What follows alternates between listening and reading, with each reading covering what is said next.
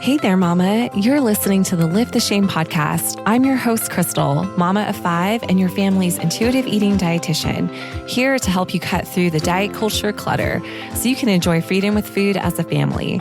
I'm on a mission to help you end the generational legacy of diet culture in your home so you can experience motherhood free from food guilt and body shame.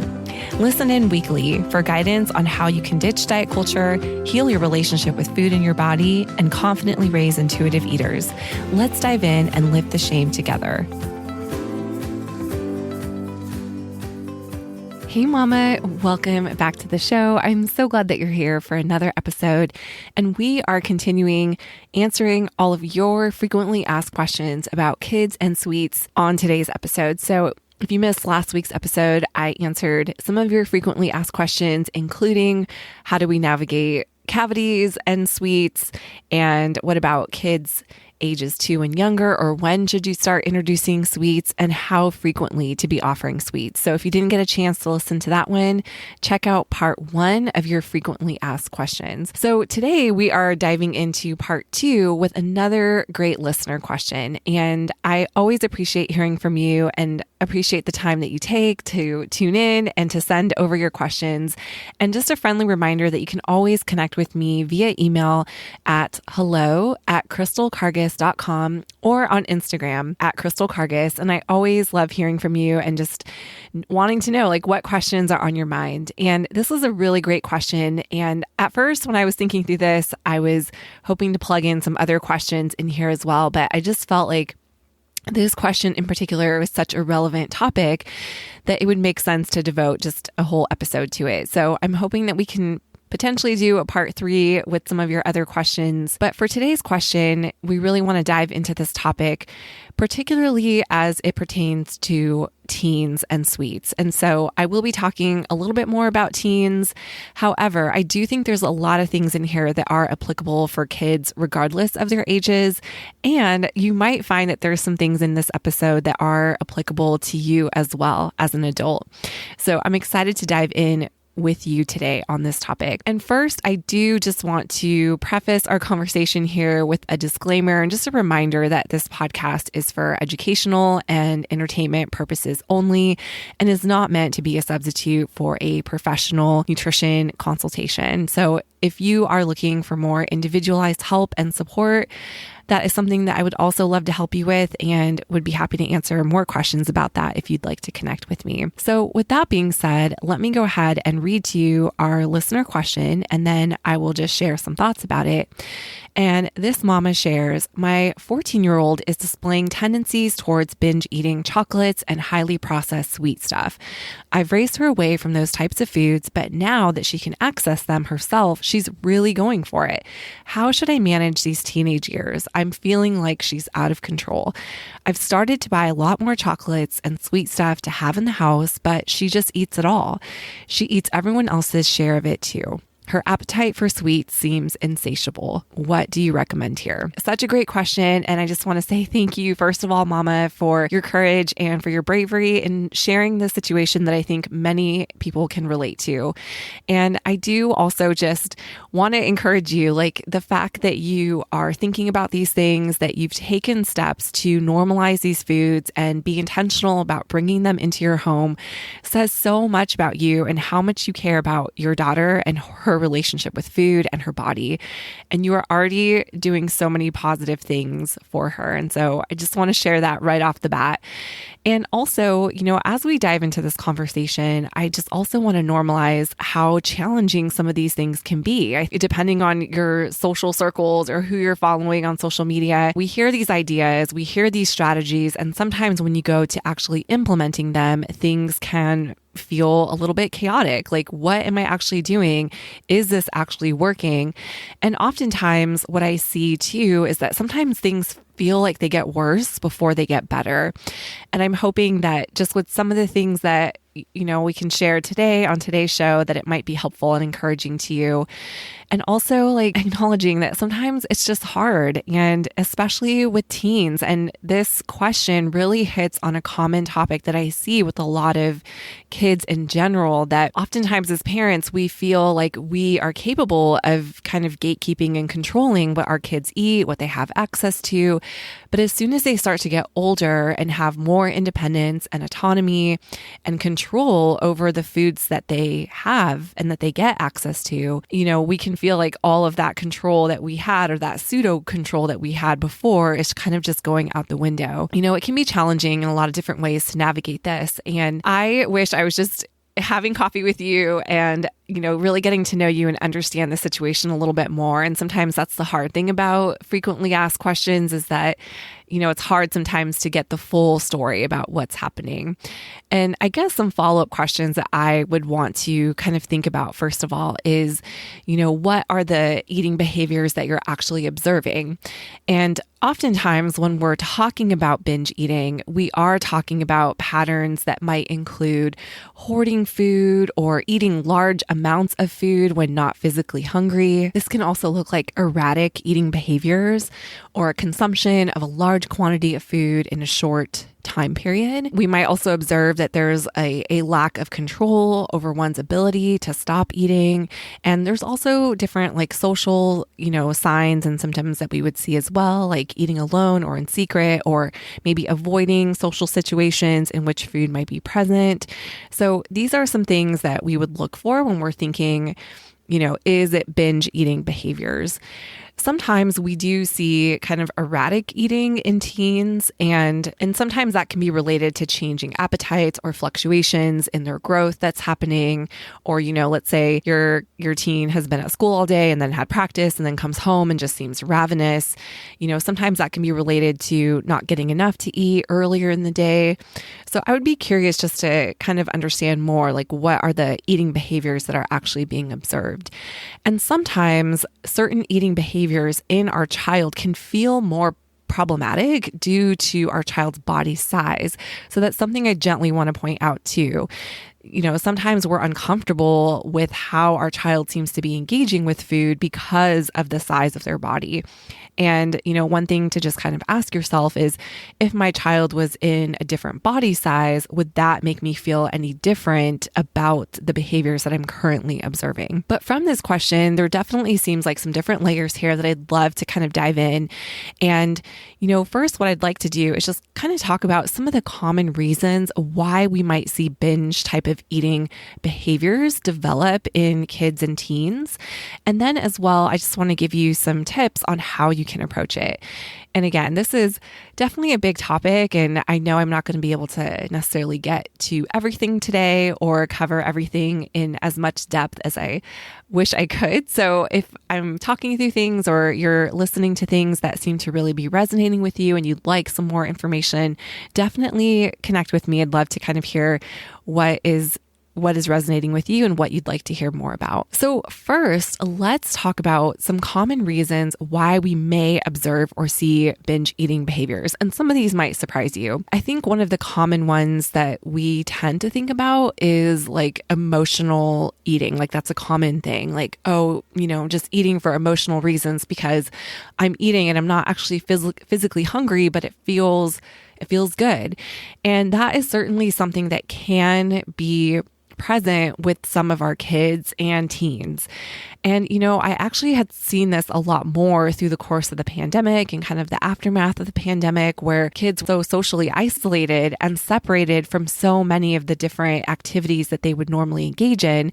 And food kind of became a sole source of comfort, especially when so much of their daily lives had been interrupted. Emotional eating really does get a bad rap.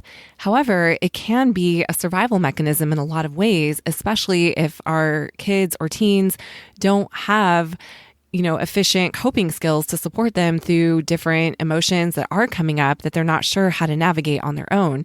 And so we do see that sometimes food can be that source of regulation. It can be used to kind of numb out or an attempt to cope with emotions that do feel overwhelming. And especially for our pre-adolescents and adolescents who are going through like more complex issues and relationship issues and friendship problems, this is something that can surface. And we don't want to demonize food and we don't want to demonize emotional eating because, again, it's a survival attempt. It's an attempt to regulate, especially when things feel like they're kind of falling apart and nothing else feels reliable or tangible in their lives besides food.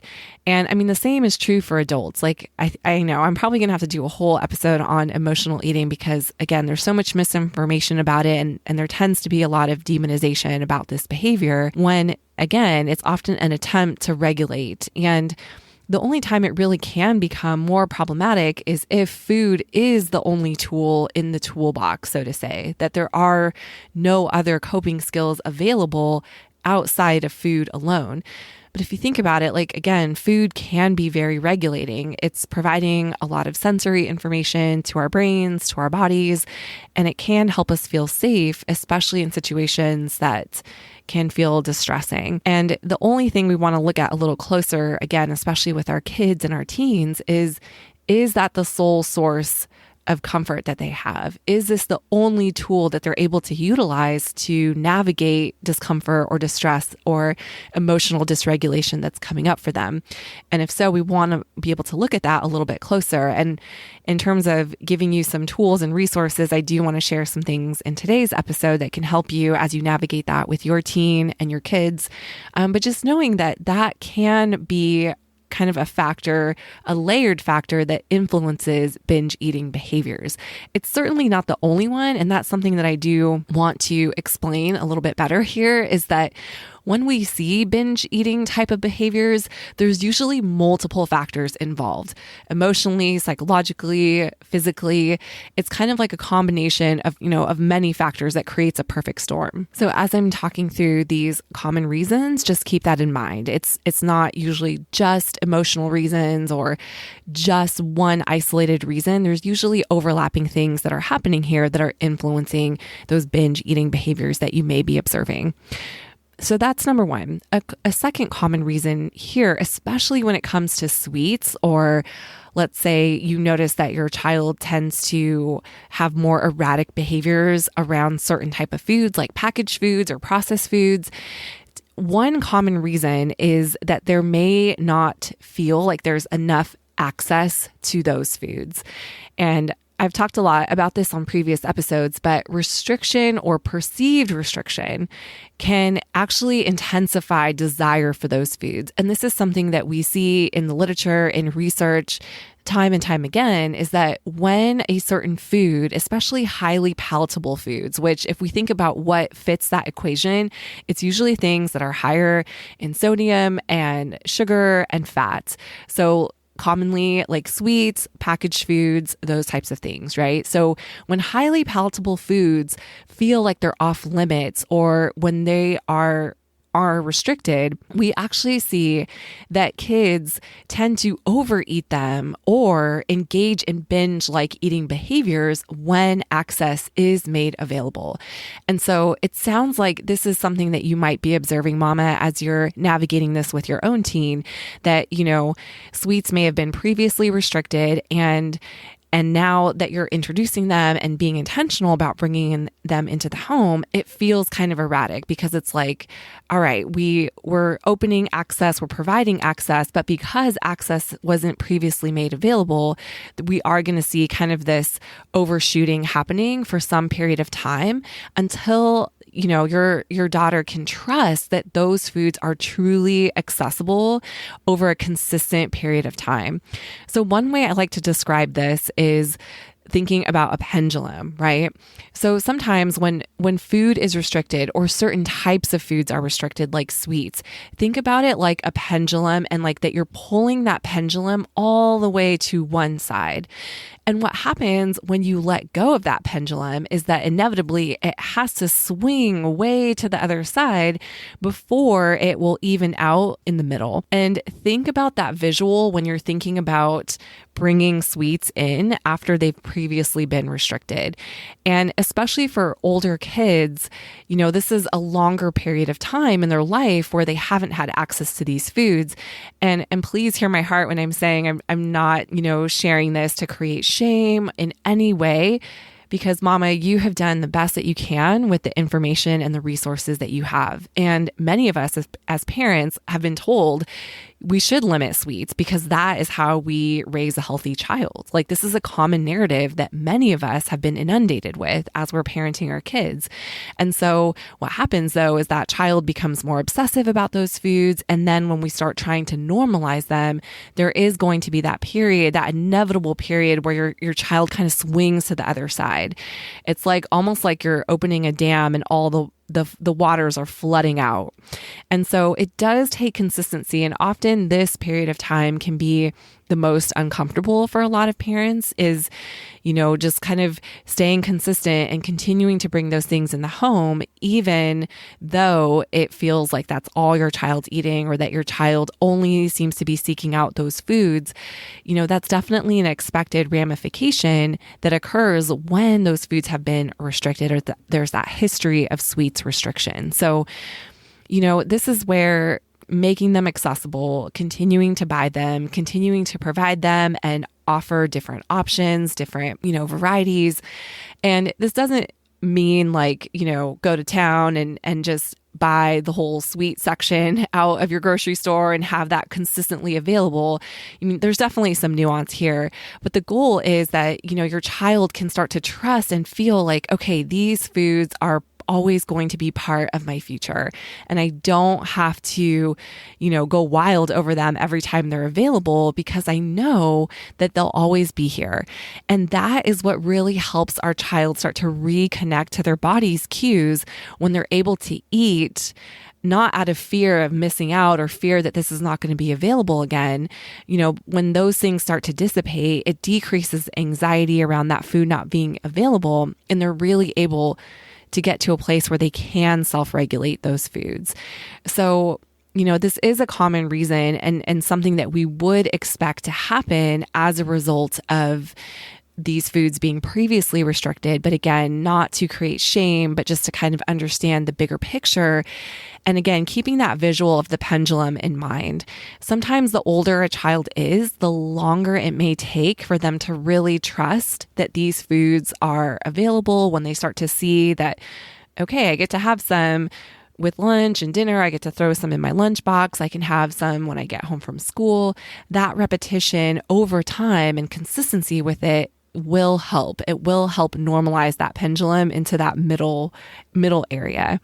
So that is a common reason why we may observe those binge eating behaviors. Third common reason here is that sometimes our kids may internalize shame around food preferences or foods that they enjoy or even their body size. And to explain this a little bit more, this kind of slightly overlaps with reason number 2, but sometimes we make foods accessible to our kids, but there may still be what I call perceived restriction. So if your child feels like you don't quite approve of them eating those things, or they're still feeling like some internalized shame or guilt around eating those foods, that can also kind of fuel erratic eating behaviors. And, this is why unconditional acceptance of our kids' bodies and appetites is so key and so important. And I also just want to hold space for how difficult that can be, especially if we're watching our kids tear through a bag of chocolate, right? Like, it can feel super uncomfortable and it can be hard to not project some of that discomfort to our child. And again, like I just want to share this for some self-awareness and just some self-examination. But this is where examining like what are the hidden messages that you may be portraying or communicating to your child about either what they're eating or their food choices. And sometimes too, if there is any discrepancy in the house. So sometimes if this is just an example, if let's say sweets are being offered to the children, but the adults are not eating, or, a child may be eating sweets, but is hearing a caregiver or a parent say, well, that's okay for you, but I can't eat that, or it doesn't work with my diet or things like that. And not saying that that's going on, but I'm just sharing a common example. It creates a dissonance in a child's mind when it's like, all right, you can have this, but this is how I really feel about it. And that discrepancy can cause some internalized guilt and shame around food or around eating specific foods like sweets. And so sometimes if a child is dealing with that internalized shame around how they're eating, or what their perceived body looks like, all of these things can fuel, again, erratic behaviors. And for some kids, it can be a trigger for binge eating type of behaviors. Or, I often see that this is a trigger for more of hiding or sneaking food or eating in secret, as if a child feels like what I really want to eat or how I want to eat is not accepted, then I need to do this where no one else can see. And so, again, it's something just to examine. And again, I say this with so much compassion, and I hope you can hear that in this episode. But, so often you've taken this brave step. You've taken the step to normalize sweets and bring them in your home and offer them to your kids. And it can feel so uncomfortable because there's so much happening and there's so many behaviors that are happening that can bring up a lot of distress within yourself. And it's hard to manage that sometimes. And I just want you to be aware, like, is that coming up? Is your child picking up on that? Is that being projected in other ways? Is disapproval being communicated to your child, maybe not verbally, but maybe non-verbally through different body cues or gestures? These are things that we want to examine because it can be a piece that's triggering and fueling, again, binge eating behaviors. So last reason here, and this one tends to get overlooked quite a bit, and it's actually more common than you think in terms of fueling these binge eating behaviors that we might be observing. And that is that your child may not be eating enough over the course of the day. And I will say, especially for teens or preteens, as your child's getting older, sometimes we kind of have this idea that our kids can fend for themselves. And to a degree, they can as they get older and become more independent. And sometimes we need them to, right? As, we have a lot on our plates as families and caregivers. And sometimes what happens, though, is things can kind of fall through the cracks. And if there is a lack of reliable meals and snacks, or if there's unpredictable or erratic patterns of eating through the course of the day for your child, this can often lead to undereating. And physically, not having enough food over the course of the day can be a huge trigger for binge eating when food is available or made accessible. And typically with kids and teens, they're going to go for what feels most accessible. So for a lot of kids and teens, this is those quick packaged snacks, things that they can grab out of the pantry and kind of eat on the run. And so, again, hear me when I say that when we're seeing binge eating behaviors, it's typically overlapping factors. There's usually multiple things involved, but sometimes at the core of it is that you're just not getting enough, right? Like your kid might be not getting enough to eat. Your teen may not be getting enough to eat over the course of the day. And I see this a lot with the moms that I work with. And I will tell you 100% of the time from my own anecdotal evidence that the moms that I work with are never eating enough, because we tend to have this restraint around eating and feeding ourselves that's deeply rooted in diet culture, and it can be part of an eating disorder behavior, chronic dieting. All of these things cause us to restrain ourselves and actually prevent ourselves from eating enough. And what happens is that it becomes a vicious cycle. It's like eventually your body is going to try to get what it needs or what it hasn't received in the earlier part of the day. And this can easily escalate into kind of binge eating behaviors once food has been made accessible. So those are just some common reasons why we may observe binge eating type of behaviors. And again, not exclusive by any means. It's always a nuanced issue. But now I'd love to just kind of give you some ideas and things that you can do in terms of how to approach this. Because I hear you, Mama, you're saying, I have a teen. It's hard to manage these teenage years. It feels like she's out of control. You're making the effort to buy more of those sweet things and keep them in the home. What can you do? So I'd love to just give you a few tips here. And again, if there's anything that's resonating with you or that you'd like to hear more of, definitely let me know. But the first one here, and this is a really big one and kind of the foundation. I really think this is the foundational point that we need to start with. And that is normalizing your child's appetite and food preferences and body size. And I want to take it one step further in saying that it's really important not to just normalize it, but to learn to offer your child unconditional acceptance of their appetite, food preferences, and body size again. This is especially tricky, I will say, for our preteens and our teenagers. And one thing that is not normalized is the significant weight gain and weight changes and appetite changes that are happening before and during puberty. And often this can be difficult to normalize, again, because of diet culture, because of what diet culture purports is supposed to happen in our teens, and that we should be responsible for micromanaging their body sizes. All of these things can be difficult, but it's not abnormal to see very drastic changes in our kids' weight, body sizes, and appetite as their body prepares to enter puberty and to basically go through puberty. So, this is something that's happening in the background. I also just want to hold space for the fact that this time for kids, so pre-adolescent ages through teenage years, can be really tricky for us as caregivers if you're in this season with your child at the moment. And one of the main reasons for that is because this is often the time for us as adults, when we were teens or preteens, that we began to internalize this idea that something about our body or appetite was wrong. So many moms that I've talked to, and I mean, I'm including myself in this, like we can trace back a time in our life where we remember feeling like something's wrong with my body or something's wrong with my appetite. And we remember feeling disapproval, whether it was from our caregivers or other people, or perhaps we experience bullying around our body sizes, and oftentimes that can get traced back to pre-adolescent and teenage years. And I know so many moms that I've worked with can remember like trying their first diet as a preteen or a teenager. And I just want to say that too, as something that's happening in the background to help you understand why this time can feel tricky. And again, I don't know all the details of this particular situation, but I'm just gathering from experiences and from so many other families that I've worked with that the teenage years can feel so tricky because there's a lot of parallel processing that may be happening.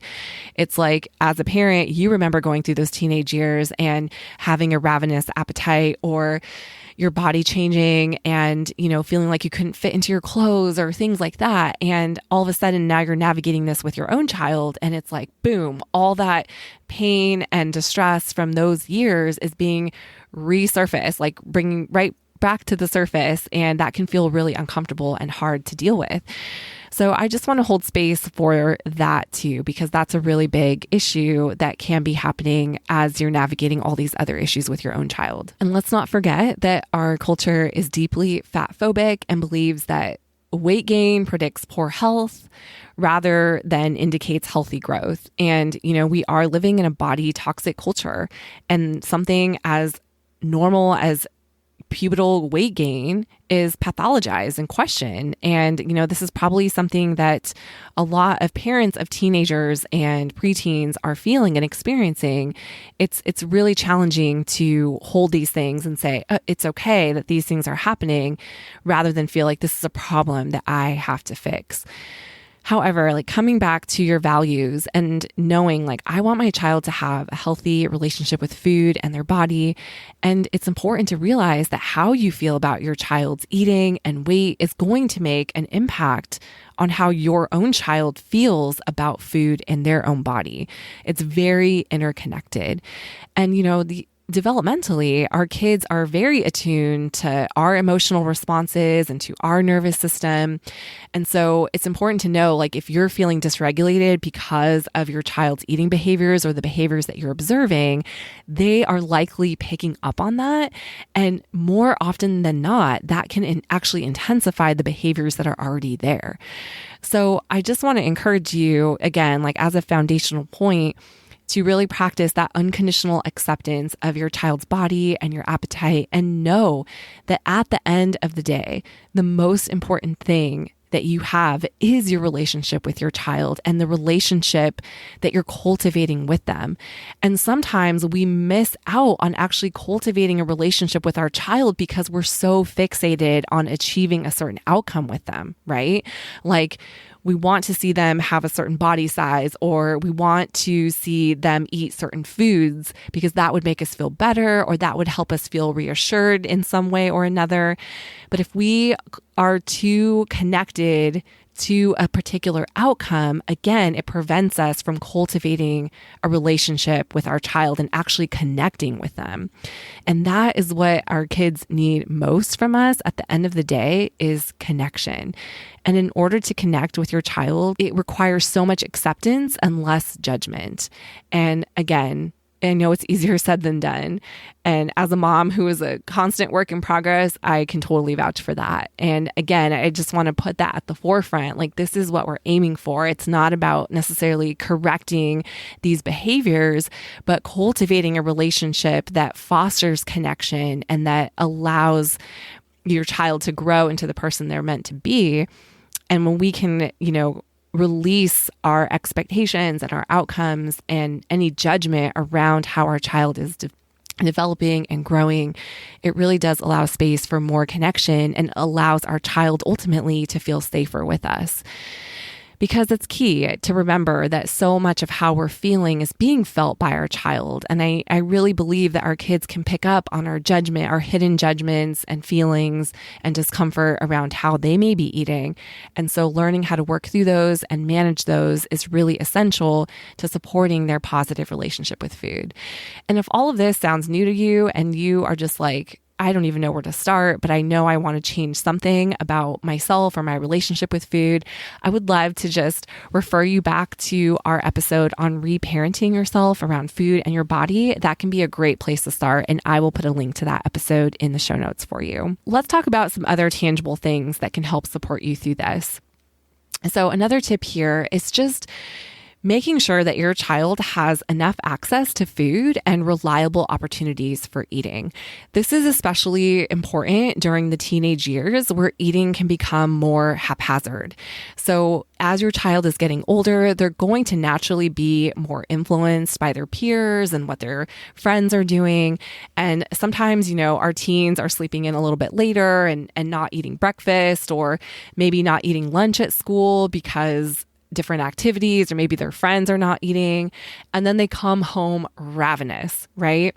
And remember that binge eating behaviors are a response to restriction.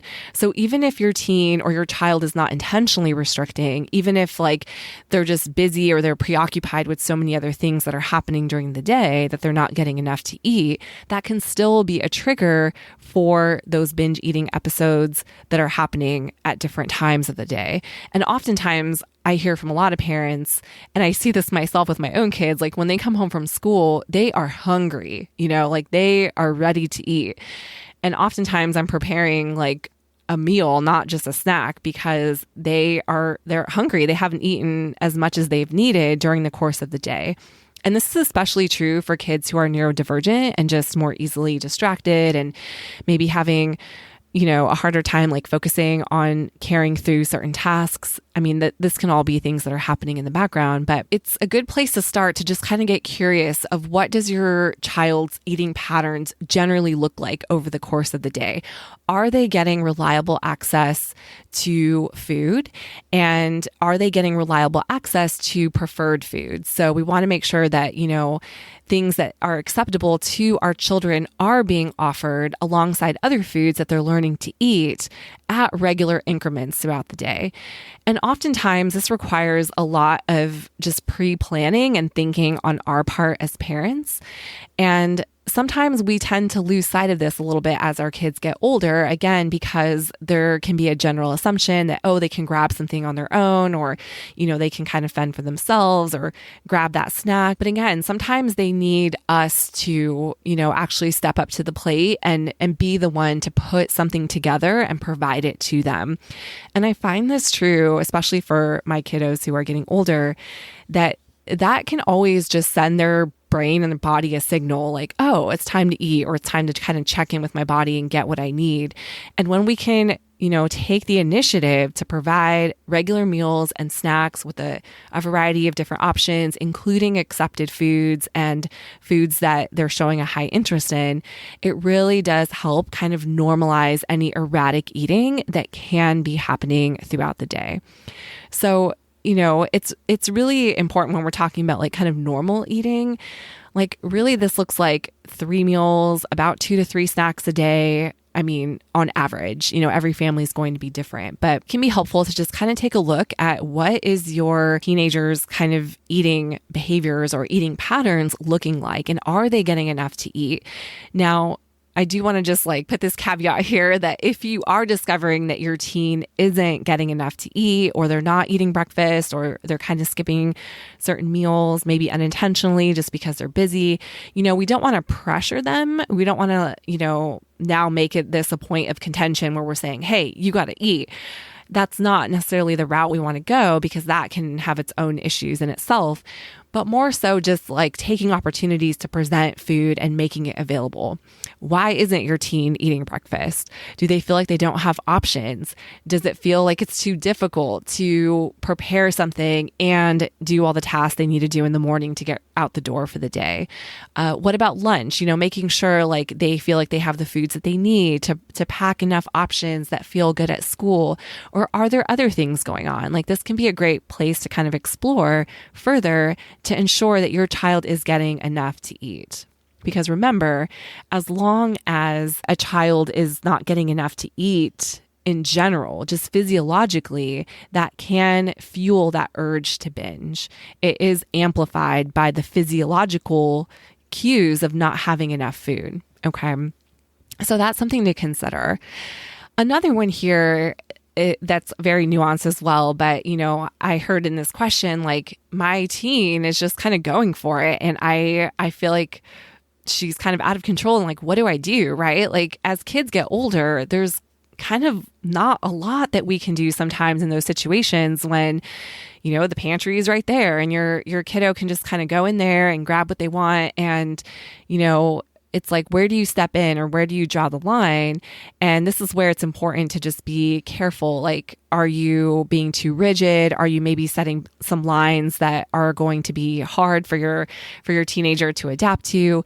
Because we want to honor their autonomy and we want to honor their growing, developing independence. So what can you do in that sense? And one thing that I think is really important to just kind of explore is taking leadership with sweets and preferred foods while also honoring your teen's developing autonomy. So what does that mean? And what does this look like? Well, essentially, this is kind of anticipating their needs and their wants, right? And making those things accessible. And it's also kind of stepping in and connecting with your child, and also kind of modeling and providing other foods as well. So just to give you an example of this, my oldest is almost 13, and when my kids come home, they're definitely hungry. They're going for the pantry. They're grabbing stuff out of the fridge. And I know that, as their mom, I understand that they're going to come home feeling ravenous, feeling hungry, and needing an eating opportunity at that time. So I try to anticipate that by making sure that there is some kind of food spread available for them that will be satiating and that does offer accepted foods along with things that they also prefer and are showing an interest in eating. So this might look like me kind of taking charge on putting together a main component of this after school eating time and then inviting them to include or pick out things that they enjoy, which is what helps kind of foster and honor their independence and their autonomy. So oftentimes this looks like me putting together, I don't know, some like pizza bites and cutting up some fruit or maybe some veggies and dip and putting that out on the table. And when we're coming in the door, it's like, okay, here's something that we can eat together. Why don't you grab something that you want from the pantry? Because they're already doing that anyway. And oftentimes we have to anticipate, okay, they're hungry, and is this bag of chips or the thing that they're going to choose really going to be satiating? And if not, what can we add to what they're naturally going to choose to help provide an option that can be more satiating for them and help hold them over until the next eating opportunity? And so we're not trying to kind of like circumnavigate the things that they want or override their choices. Again, we want to include and honor the natural choices that they're making on their own, especially around food, and take leadership by, again, anticipating when they are needing those eating opportunities and actually making it an opportunity and not something that's just kind of an afterthought. I think that's what tends to happen, especially with feeding older kids, and, schedules get busier and food and eating kind of falls to the wayside. And it's important to make that a priority because, again, when our kids are well fed and eating enough throughout the day, it really can help mitigate some of those binge eating behaviors that are happening. So the goal with this is just to be cognizant and aware. Like when does your child seem to be ravenous? Or when are they like going in the kitchen and kind of paroling through the fridge or the pantry, or they seem to be like scanning or going back for snacks or more snacks? Like usually that is an indicator that they need an eating opportunity, and they may need more leadership putting that eating opportunity together, because our kids are more likely to gravitate towards and pick things that are quick and easy. And that's not inherently a bad thing. But again, if we can help them by providing maybe some more structure or some more options to go with the things that they're choosing,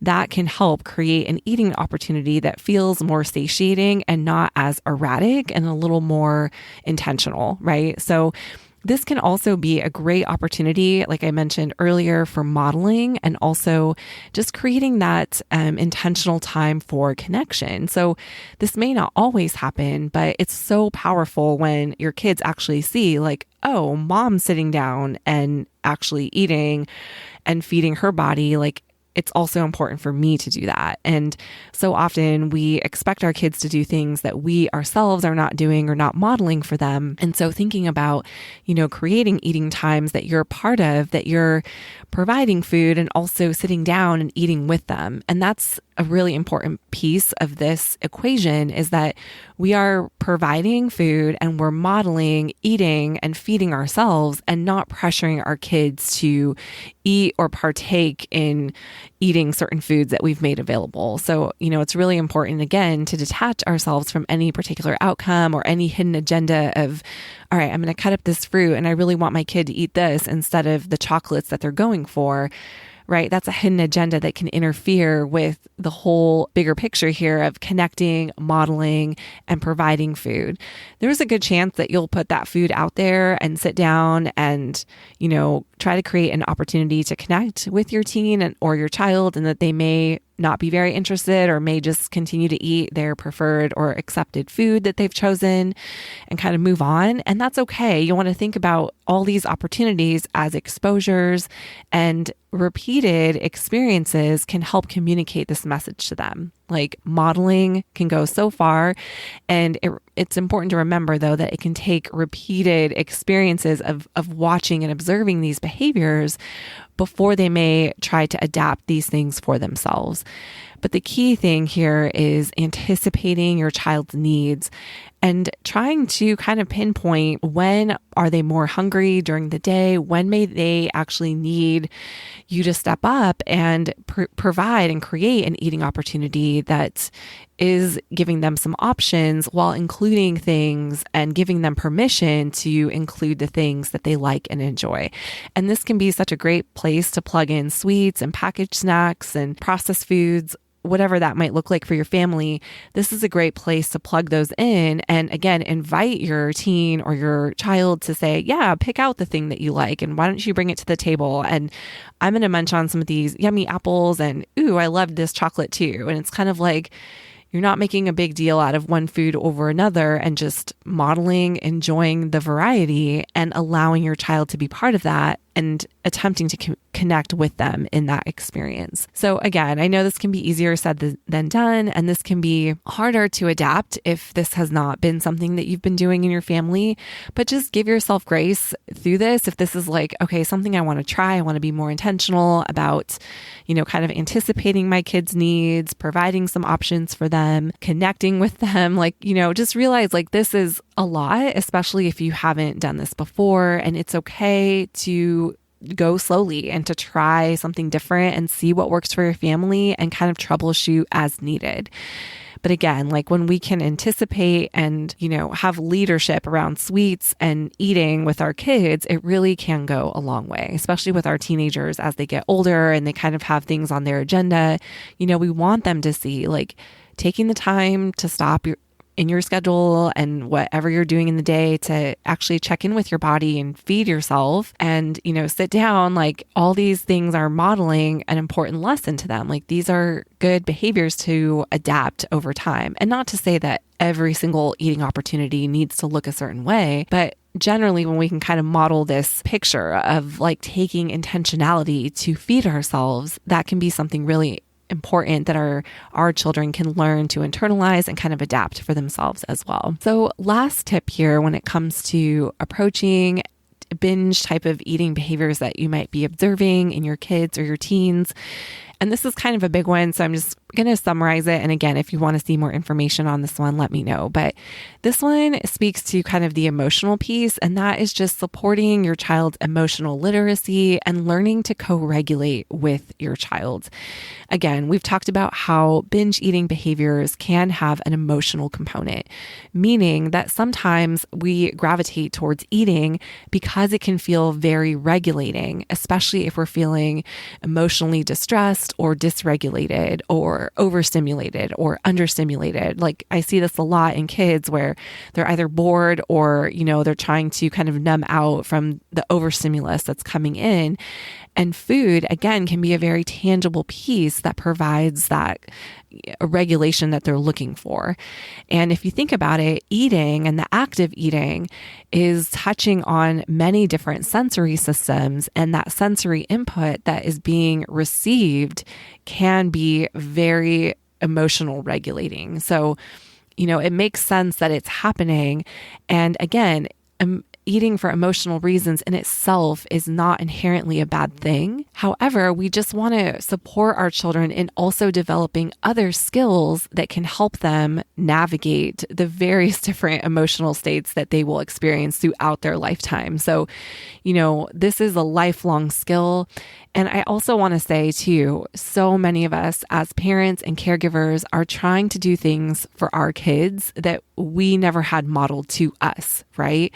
Or you may have grown up in a home that was very emotionally distressing, or maybe you were shamed for showing certain emotions or expressing sadness or fear or frustration, and you didn't feel like you had a safe place to process and express those things that you were feeling and navigating.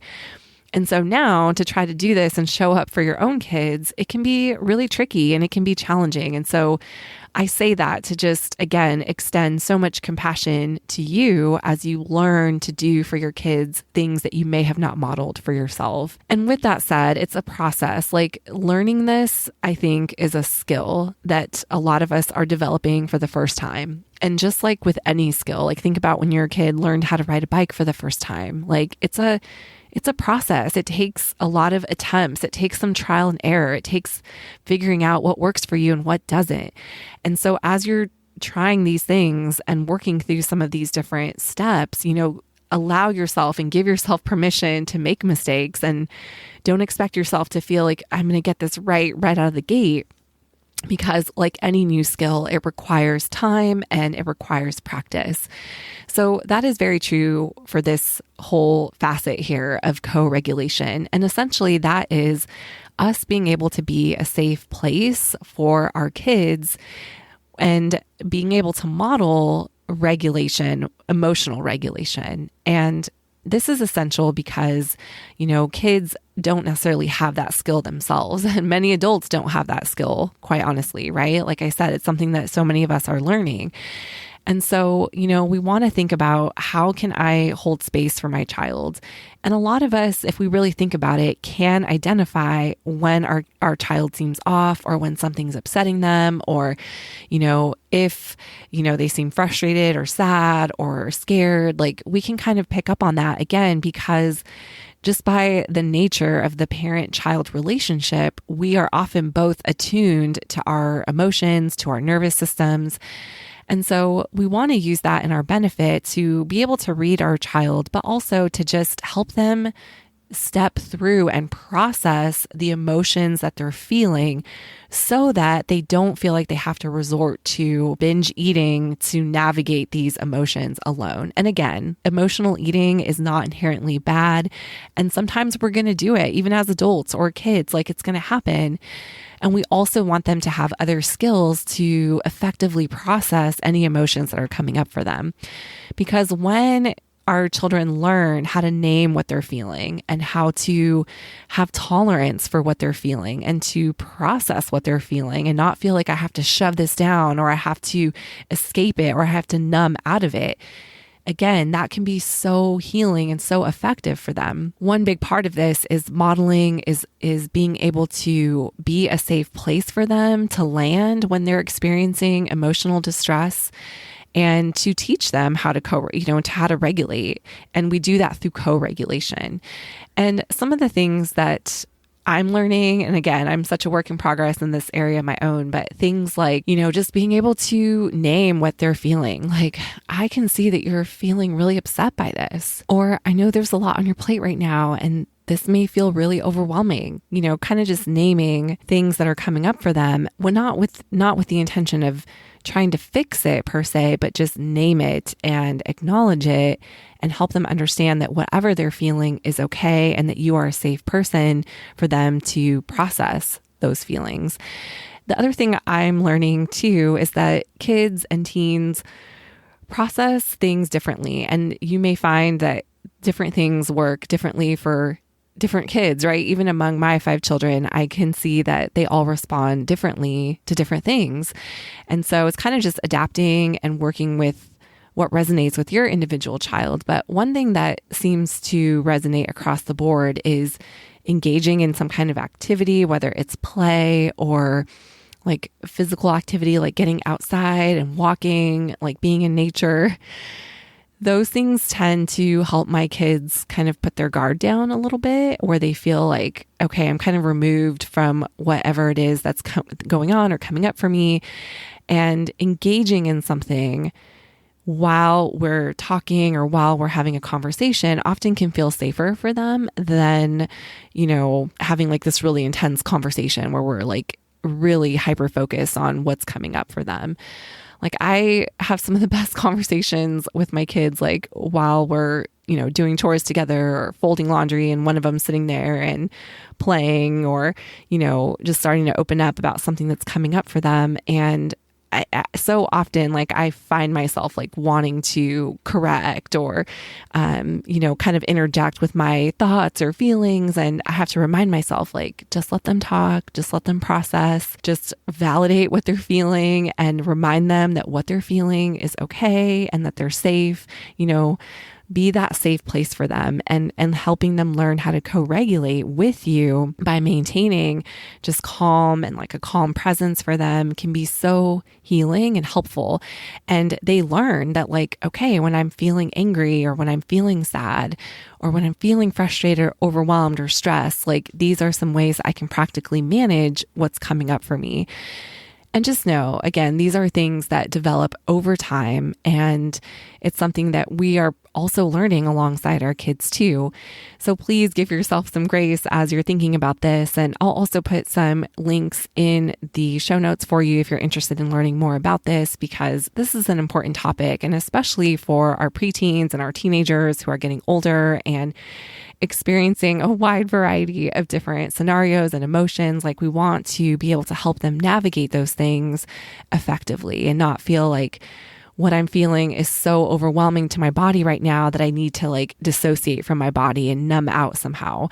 And that's something preventatively that we can help to minimize binge eating type of behaviors that may be surfacing. So I hope this is helpful for you. Again, just acknowledging that binge eating behaviors or erratic eating behaviors that you may be observing in your child is likely a result of many different factors.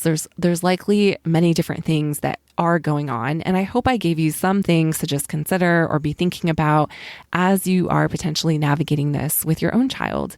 And just to remember that it's a process and to give yourself grace through this process and know that you are doing an amazing job. Again, just the fact that you're tuning in and listening and wanting to learn shows how much you care. I just want you to know that you're not alone as you go through this. And as we kind of wrap up, I also just wanted to point out that many of these things can be very relevant for you as a mom. If you find yourself navigating binge eating type of behaviors, or you feel like your eating is somewhat erratic, these are also common things that can surface for us as moms. And these are some things that you can consider as well. Like, are you taking the time to feed yourself regularly throughout the day? Are you giving yourself permission to have access to your preferred foods and the things that you like, but maybe that feel off limits to you, whether it's sweets or chips or whatever it might be? Like, are you allowing yourself and giving yourself permission to eat those things? Are you feeding yourself regularly? Are you also giving yourself space to experience the different emotions that are coming up with you, or learning and developing different coping skills to help you? Because motherhood can be such a roller coaster of emotions, right? You are deserving of caring for yourself and taking care of yourself too. And it's amazing because you're doing all this and also trying to show up for your children. And I just hope you can see how brave you are through this process.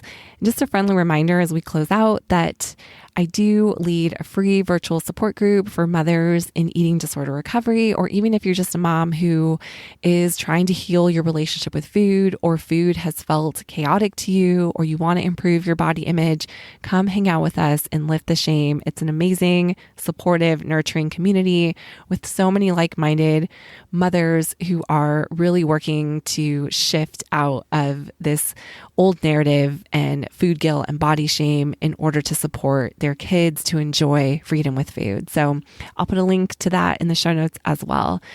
And any way I can support you, I hope you can reach out. I really appreciate you being here and can't wait to see you again next week. Thank you. Thank you for listening to this week's episode of the Lift the Shame podcast. For more tips and guidance on your motherhood journey, come connect with me on Instagram at Crystal Cargis. Until next week, Mama, I'll be cheering you on. Bye for now.